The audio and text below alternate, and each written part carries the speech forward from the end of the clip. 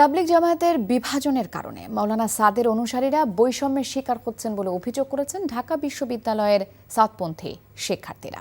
সকালে ঢাকা বিশ্ববিদ্যালয়ের কেন্দ্রীয় লাইব্রেরির সামনে সংবাদ সম্মেলনে এই অভিযোগ করেন তারা।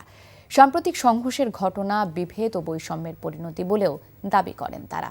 দ্রুত বৈষম্য নিরসন করে দুই পক্ষের মধ্যে ঐক্য ফিরিয়ে আনতে সকলকে এগিয়ে আসার আহ্বান জানান তারা।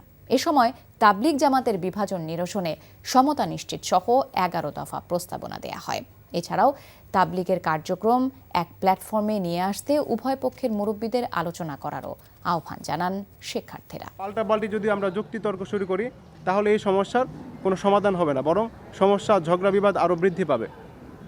আমরা চাই শুধু বাংলাদেশে না, সারা বিশ্বের মধ্যে তাবলিগের কাজ আবার এক প্ল্যাটফর্মের অধীনে চলে আসুক। ওলামায়ে কেরাম, সর্বস্তরের জনগণ এবং ঢাকা বিশ্ববিদ্যালয়ের তাবলিগের সাথী ভাইদেরকে আমরা অনুরোধ করব, আসুন আমরা ঐক্যবদ্ধ উদ্যোগ গ্রহণ করি।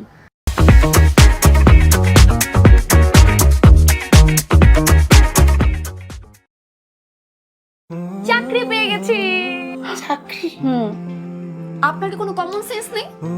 আপনি একটা মানুষের বাসায় ঢুকে পড়ছেন কিভাবে? বাসায় প্রবেশের কি নিষেধ আছে নাকি? এই অসময়ে ছাদে আসার কারণ কি?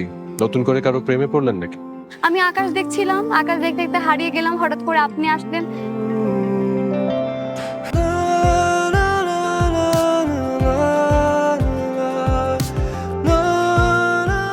তুমি এখানে কেন? আমার অনুমতি নিয়ে এখানে আসা উচিত ছিল তোমার। মা, এই ছবিটা কার? আমার ম্যাডাম এই ছবিটা দেখে প্রতিদিন কাঁদবে কেন মা? এই মেয়েটা কি সব কথা বলছে? মারিয়া, তোমার কি হয়েছে? আজ এত বছর পর কি শাস্তি দিব আপনাকে বলেন তো?